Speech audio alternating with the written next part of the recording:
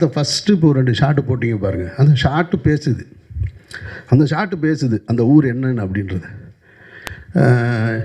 India வந்து Asian games நடத்துகிறது, அப்புறமா இன்னும் அடுத்து ஒலிம்பிக் கூட கேட்டிருக்காங்களாம். இவங்க ஒலிம்பிக்கு கேட்டிருக்கதா சொல்கிறாங்க. ஆனால் வெளிநாட்டு அதிபர்கள் வரும்பொழுது குடிசையை பூரா பச்சை போட்டு மறைப்பாங்க, நெட்டு போட்டு மறைச்சிக்கிட்டு இருப்பாங்க. ஆனால் இவங்க ஒலிம்பிக் ஆசியன் கேம்ஸ் நடத்துறதுக்கு கிராமங்களை உருவாக்கணும். அப்போ அதுக்கு ஒரு கிராமங்களே உருவாக்குறாங்க. ஒரு விளையாட்டுக்கு ஒரு கிராமங்களை உருவாக்குகிற ஒரு நாடு உண்மையான கிராமத்திற்கு சாலை வசதி ஏற்படுத்தி தர வேண்டும் என்பது மிக மிக அவசியமானது. தோள் கொடுத்து நின்றவர் நிற்பவர், புதியவர்களை வாரி அணைக்கும் உயர்த்திவிடும் முன்னோடி சிறப்பு விருந்தினர் திரு அமீர் அவர்களை அன்போடு பேச அழைக்கிறேன்.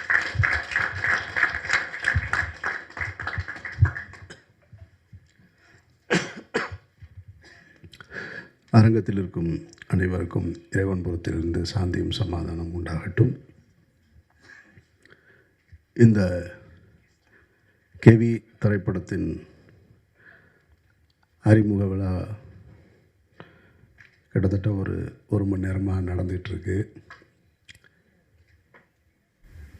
மேடையில் கிட்டத்தட்ட இசை வெளியீட்டு விழாவில் என்னெல்லாம் பேசணுமோ அதையெல்லாம் இப்பொழுதே இந்த புதியவர்கள் பேசிட்டாங்க.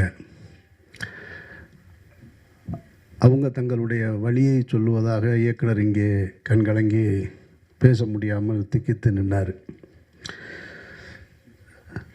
அவங்களுக்கு தெரியாது உங்கள் எல்லாருக்குமே கண்டென்ட் தான் வேணும்னு. மேடையில் இருக்க எல்லாரும் எனக்கு நன்றி சொன்னாங்க, இயக்குனர் சொல்லவே இல்லை. அது ஏன் சொல்லலைன்னா, நான் அவரை சுட்டி காட்டுறதுக்காக சொல்லலை. அவர் வந்து நின்று என்ன பேசுகிறதுன்னு தெரியாமல் இருந்தார். ஸோ அதனால் அவர் தன்னுடைய கடந்த காலத்துக்கு, அந்த திரைப்படம் எடுக்கப்பட்ட காலத்துக்கும், அந்த நிகழ்வுகள் நடைபெற்ற இடத்துக்கும் போயிட்டார். அப்புறம் முன்னாடி பேசின நிக்கில் முருகன் வந்து பேசியதை பார்க்கும் பொழுது அவர் குறிப்புகளை எல்லாம் எடுத்து பேசுகிறத பார்த்தா எனக்கு மறைந்த கலைஞர் அவர்கள் தான் ஞாபகத்துக்கு வர்றாங்க. அவர் ஒருத்தர் மட்டும்தான் எந்த விழாவாக இருந்தாலும், எந்த பேச்சாளர்கள் பேசிக்கிட்டு இருந்தாலும் பேசும்பொழுது ஒவ்வொரு பேச்சாளர்கள்கிட்டருந்து ஒரு குறிப்பு எடுத்துக்கிட்டு எல்லாருக்கும் பதில் சொல்லுவார். கலைஞருக்கு பிறகு இப்பொழுது நிக்கில் தான் நினைக்கிறேன். நான் அவ்வளோ தெளிவாக எப்படி இந்த வேலையை செஞ்சாப்புலன்னு தெரில. வாட்ஸ்அப் நோட்ஸ் எடுத்துக்கிட்டே இருந்திருக்காப்புல போல இருக்கு. ஓகே, ரொம்ப சந்தோஷம். கேவி இது ஒரு நாயகனுடைய பெயர் கிடையாது, ஒரு ஊருடைய பெயர். அந்த ஊர் வந்து பெரிய குளத்துக்கும் தேனிக்கும் நடுவில் இருக்கிற ஒரு ஊர். அவங்க சொன்னது மாதிரி மேலே இந்த பக்கம் போனால் 10 கிலோமீட்டர் போனால் கொடைக்கானலுக்கு போயிடலாம், கீழே வந்தால் பெரிய குளத்துக்கு வந்துடலாம், தேனிக்கு வந்துடலாம். இந்த மாதிரி ஒரு மலை கிராமம் அது. இந்த மலை கிராமத்தை பற்றின அனுபவம் எனக்கு இருக்குது. பெரிய குளத்துக்கு இன்னொரு புறம் அகமலைன்னு ஒரு ஊர் இருக்குது. அந்த ஊரில் குண்டஞ்சை எஸ்டேட்னு ஒரு எஸ்டேட், அதுக்கு நான் போயிருக்கேன் என்னுடைய பள்ளிக்கூட காலகட்டத்தில். கிட்டத்தட்ட அது இப்படி போகும், மேலே குதிரையில் தான் போகணும். அதில் ஒரு கிட்டத்தட்ட 2 மணி நேரம் பயமாக இருக்கும். குதிரை எப்போ வேணாலும் விழுந்துருமோன்ற அச்சம் இருக்கும். குதிரையில் தான் அந்த மூடைகளை கட்டிட்டு போவாங்க. கேவியில் கூட இப்படி இருந்தது பாதை. அது ஃபுல்லாக இப்படி இருக்கும், பாறையாக இருக்கும், நடப்பாதை கூட இருக்காது. அந்த அனுபவம் எனக்கு இருக்குது. அதோட புகைப்படங்கள்லாம் நான் வச்சுருக்கேன். நான் இப்போ எப்படி இருக்குன்னு தெரில. அது மாதிரியான ஒரு மலை கிராமத்தை பற்றி தான் இவங்க அந்த மலை கிராமத்தில் மருத்துவமனைக்கு வருவதாக இருக்கட்டும், அல்லது பள்ளிக்கூடங்களுக்கு வருவதாக இருக்கட்டும், இந்த மாதிரி சாலை வசதி இல்லை. அப்போது ஒரு பெண் கர்ப்பம் அடைஞ்சிட்டா, கர்ப்பிணியாக இருக்காங்க, அவங்க வந்து மருத்துவமனைக்கு போகணும். அந்த பிரசவ நேரத்துக்கு மருத்துவமனைக்கு போகணும்னா அந்த வழி சொல்லுவாங்க. வீட்டில் அனுபவஸ்தர்களுக்கு தெரியும். அந்த தண்ணீர் குடம் உடைஞ்சிடும் அப்படின்னு சொல்லுவாங்க. அந்த தண்ணீர் குடம் உடைஞ்சு அங்கேருந்து ஒரு 2 மணி நேரத்துக்குள்ளே மருத்துவமனைக்கு போயிடணும். அதுதான் அந்த தாயையும் சேயையும் குழந்தையும் காப்பாற்ற முடியும். ஆனால் இந்த கேவி கிராமத்திலிருந்து, வெள்ளக்கேவி கிராமத்திலிருந்து மருத்துவமனைக்கு, அரசு மருத்துவமனைக்கு வருவதாக இருந்தால் 7 மணி நேரம் ஆகும். இது பகல்லையே இந்த கஷ்டம். இரவு நேரத்தில் அப்படி ஒரு வழி வந்துருச்சுன்னா என்ன செய்கிறது அப்படின்னா, அது உயிரை பணைய வைக்கிற வேலை தான். அப்படி ஒரு இரவு நேரத்தில் நடந்திருக்கக்கூடிய ஒரு சம்பவத்தை தான் அவங்க படமாக்கியிருக்கிறதா சொல்கிறாங்க. இப்போது அந்த ஊர்லேயே இப்போ இவங்க எந்த ஊர் படமாக்குனாங்களோ அந்த ஊரில் கடந்த வாரம் ஒரு பெண் உடல்நிலை பாதிக்கப்பட்டு டோலியில் கொண்டு போகும்போது தாமதமாகி இறந்துட்டாங்க. இதுதான் இன்றைய நிலைமை. இதில் நம்ம கவனிக்க வேண்டியது என்னென்னா, இந்த மாதிரியான சாலை வசதிகள் இல்லாமல் நிறைய கிராமங்கள் இருக்குது, மலை கிராமங்கள் இருக்குது. இன்னும் ஆற்றை கடந்து கயிற்று பாலத்தை தொங்கிக்கிட்டு பள்ளிக்கூடத்துக்கு போகக்கூடிய மாணவ மாணவிகள் இருக்காங்க. ஆற்றை கடந்து போகக்கூடிய ஒற்றை பள்ளிக்கூடம் இருக்குது. இதெல்லாம் இருந்துகிட்டே தான் இருக்குது. அப்போ சுதந்திரம் பெற்று இவ்வளவு காலம் ஆகியும் நாம் இன்னும் இது போன்ற விஷயங்களில் நம்ம மேன்மை அடையலை அப்படின்றது ஒரு வருத்தத்துக்குரிய செய்தி தான். அதை யாரும் மறுக்க முடியாது. அப்போ இங்கே நம்ம கவனிக்க வேண்டியது என்னவாக இருக்குன்னா, ஃபார்முலா ரேஸ் கார்பந்தயம் நடத்துகிற அளவுக்கு நம்ம நாடு முன்னேறி இருக்கு. அப்போது அந்தளவுக்கு முன்னேறி இருக்கிற நாம் இந்த மாதிரியான மருத்துவமனைகளுக்கு கொண்டு போவதற்கான சாலை வசதிகளை முன்னேற்ற வேண்டியது அவசியமானது. அதையும் கவனிக்கும். வெறுமனே நம்ம அதுவும் தேவை தான். ஆனால் இந்த அடிப்படை தேவையும் ரொம்ப முக்கியன்றது தான் நம்ம பார்க்கணும்.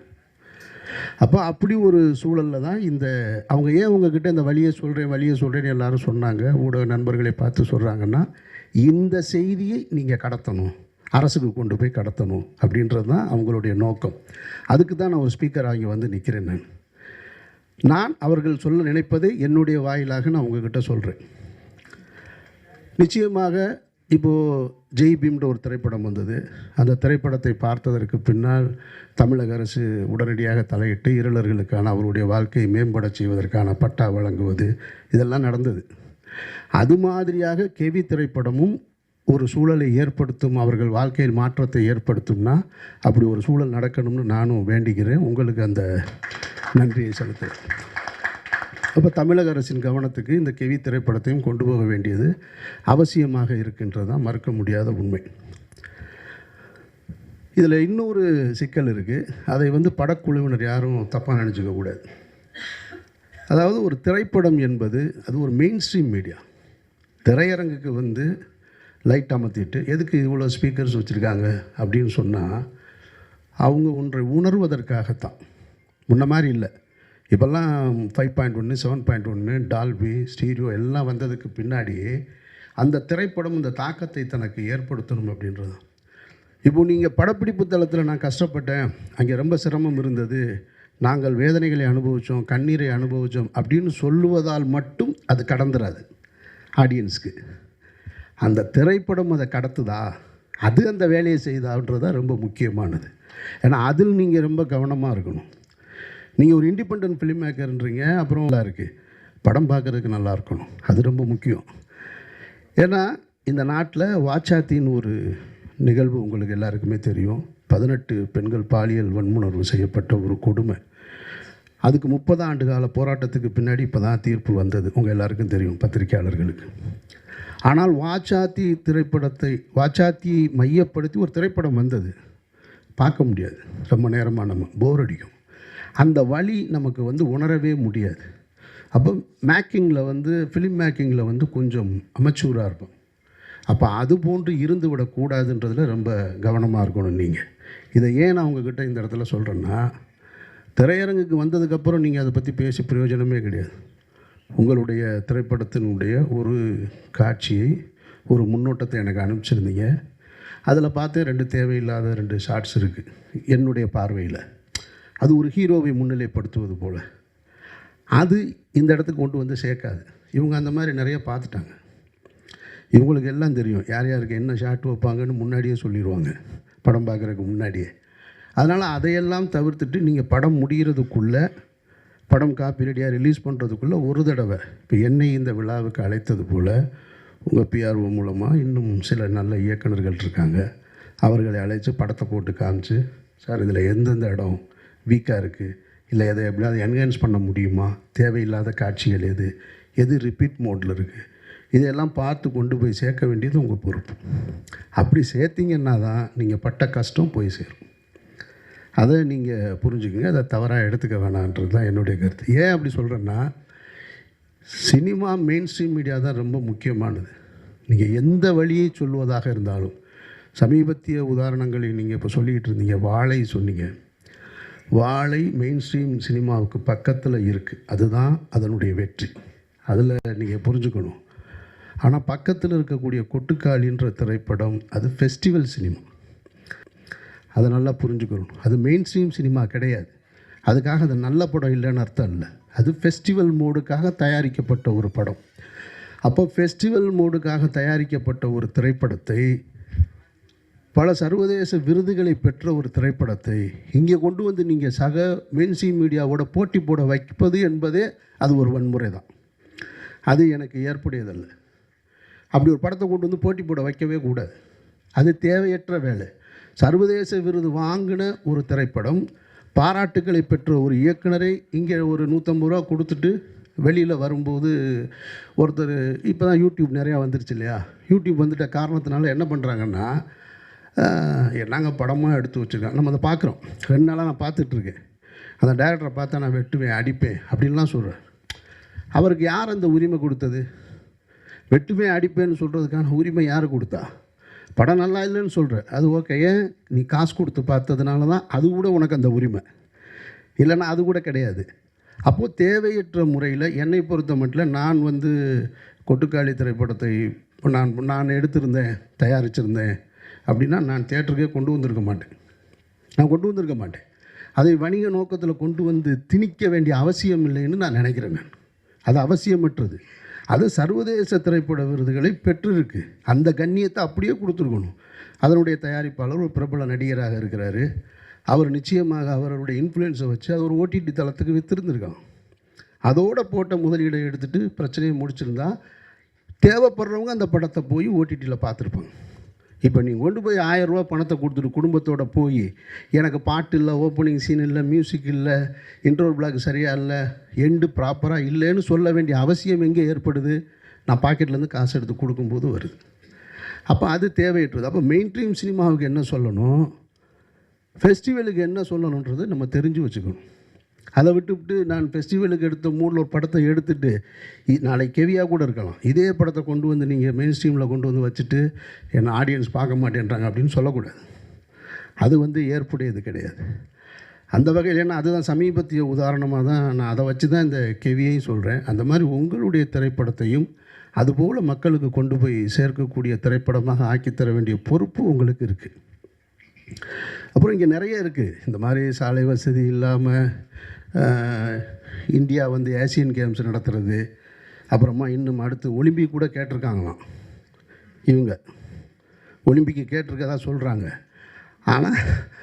ஆனால் வெளிநாட்டு அதிபர்கள் வரும்பொழுது குடிசையை பூரா பச்சை போட்டு மறைப்பாங்க, நெட்டு போட்டு மறைச்சிக்கிட்டு இருப்பாங்க. ஆனால் இவங்க ஒலிம்பிக் ஆசியன் கேம்ஸ் நடத்துறதுக்கு கிராமங்களை உருவாக்கணும். அப்போ அதுக்கு ஒரு கிராமங்களே உருவாக்குறாங்க. ஒரு விளையாட்டுக்கு ஒரு கிராமங்களை உருவாக்குகிற ஒரு நாடு உண்மையான கிராமத்திற்கு சாலை வசதி ஏற்படுத்தி தர வேண்டும் என்பது மிக மிக அவசியமானது. அதை நம்ம கேட்க வேண்டிய பொறுப்பு நமக்கு இருக்குது. அதை இந்த திரைப்படத்தின் மூலமாக நீங்கள் கேட்டதாக நான் உணர்றேன். நான் அப்புறம் இந்த படத்தின் தயாரிப்பாளர் இங்கே ஒன்று சொல்லும்போது சொன்னார், என்னை எதுக்கு நடிகை கூப்பிட்டாங்கன்னு தெரிலன்னு. ஒரு இயக்குனர் ரொம்ப புத்திசாலித்தனமான வேலையை தான் செஞ்சுருக்கார், நான் நம்புகிறேன். நான் ஏன்னா தெரியும், இந்த மாதிரியான திரைப்படங்களை எடுக்கும்போது ஒரு ஆர்வத்தில் எடுத்துருவாங்க. அப்புறம் ரிலீஸ் டைமில் வரும்பொழுதே போப்பா ஒன்றும் பிஸ்னஸ் இல்லை, அது இல்லை. அப்புறம் நீங்கள் சொன்னீங்க வியாபாரத்துக்கு உண்டான முகங்கள்னு. அப்படிலாம் முகம்லாம் இல்லைங்க. எந்த முகம் நடித்தாலும் வியாபாரம் இல்லை, அது வேறு பிரச்சனை. அவர் தெளிவாக தேர்ந்தெடுத்திருக்காரு. சரி, குறைந்தபட்சம் ஒரு கதாபாத்திரமாக போட்டோம்னா தேட்டர் வரைக்கும் நம்ம கூட நிற்பார். அது ஒரு சாதுரியம்தான். அது தப்புன்னு சொல்ல முடியாது. அது ஒரு புத்தி சாதுரியம் தான். அதை சரியாக செய்யும் பொழுது அவரும் பயனடைகிறாரு, நீங்களும் பயனடைகிறீங்க.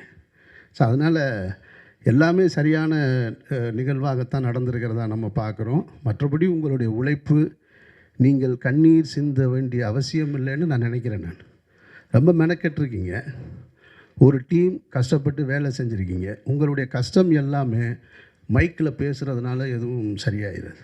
நீங்கள் பட்ட கஷ்டம் இன்னொருத்தவங்களுடைய கஷ்டத்தை பொது சமூகத்துக்கு சொல்வதற்காக பட்ட கஷ்டம். ஸோ அந்த கஷ்டம் திரையரங்கில் சரியாக நான் பார்த்த ஃபஸ்ட்டு இப்போ 2 ஷாட்டு போட்டிங்க பாருங்கள், அந்த ஷாட்டு பேசுது, அந்த ஷாட்டு பேசுது அந்த ஊர் என்னன்னு அப்படின்றது. எனக்கு இப்போ பார்த்த உடனே என்ன தோணுது, இந்த கதையை எடுத்துகிட்டு நம்மள்கிட்ட வராமல் போயிட்டாங்களே இவங்க, எடுத்துகிட்டு வந்தால் எடுத்து கொடுத்துருப்போமே அப்படின்னு தான் தோணுது. சார் நான் நகரத்தில் வளர்ந்தவன், நான் மதுரைன்ற நகரத்தில் வளர்ந்தவன். எனக்கு கிராமங்கள் தெரியும். ஆனால் கிராமத்தில் இருக்கக்கூடிய வழி என்னன்றது அதெல்லாம் அவ்வளோலாம் நான் வளரலை. நான் ரொம்ப சின்ன வயசில் ரொம்ப ஜாலியாக சுற்றிக்கிட்டு இருந்த பையன். நான் காலேஜ் வர வரைக்கும் ரொம்ப ஜாலியாக இருந்தேன் நான். அதனால் நான் பார்த்த விஷயங்களே அங்கங்கே அந்த கிராமம் அது இதுன்னு எனக்கு இருக்கிற சினிமா அனுபவத்தை வைத்து, நான் பார்த்த சினிமா அனுபவத்தை வச்சு எனக்குன்னு ஒரு கதையை உருவாக்கி நான் திரைப்படம் எடுத்துகிட்ருக்கேன். இது நான் பார்க்கல. இப்போ இந்த ஃபஸ்ட்டு ஷாட் பார்த்த உடனே ஆகா நம்ம பண்ணியிருக்கலாம் இந்த படம் அப்படின்னு தோணுச்சு. அப்போது நம்ம கடைசியாக சேர்க்கிறதை விட முதல்லையே நீங்கள் யாரையாவது சந்திச்சிருந்தால் இன்னும் சரியாக கூட வந்திருக்கும்னுன்றது. எதுவாக இருந்தாலும் நீங்கள் சரியாக பண்ணியிருக்கீங்கன்னு எனக்கு நம்பிக்கை இருக்குது. அந்த ஷாட்டு பார்க்கும்போது முழு படமும் அந்த உணர்வை எனக்கு கொடுத்துருச்சுன்னா நீங்கள் வெற்றி அடைஞ்சிட்டீங்கன்னு அர்த்தம். உங்களுடைய வெற்றி என்பது அரசின் காதுகளுக்கு போய் கேட்டும். எப்படி ஜெய்பீம் திரைப்படத்தை இந்த மாநிலத்தின் முதல்வர் பார்த்தாங்களோ, அதுபோல் உங்களது இந்த திரைப்படத்தையும் படம் நல்லா இருந்துச்சுன்னா பத்திரிக்கையாளர்கள்ட்ட உங்கள்கிட்ட அன்பாக கேட்டுக்கிறேன், இந்த படம் என்றைக்கு ரிலீஸ் ஆகுதோ, காப்பி ரெடி ஆகுதோ, அதை பார்த்துட்டு உங்களுடைய விமர்சனங்களில் இந்த திரைப்படத்தை தமிழகத்தின் முதல்வர் பார்க்க வேண்டும்னு கடைசி வரியாக கோடிட்டு எழுதுங்க. இது வரைக்கும் நீங்கள் செஞ்சுருக்க மாட்டீங்க. முதல் முறையாக செஞ்சு பாருங்கள். அதற்கு தகுதியாக இந்த படம் இருக்குமானால் சொல்லுங்கள். ஒரு வேளை குறித்து 1-2 சின்ன சின்ன குறைகள் இருந்தால் கூட மன்னிச்சு விட்ருங்க. புது டீம் தானே, அதனால் மன்னிச்சு விட்டுட்டு இந்த செய்தியை கொண்டு போய் அரசின் கவனத்துக்கு சேருங்க. ஒருவேளை தமிழக முதல்வரோ இன்றைக்கு இருக்கக்கூடிய அமைச்சர்களோ இந்த படத்தை பார்த்துட்டு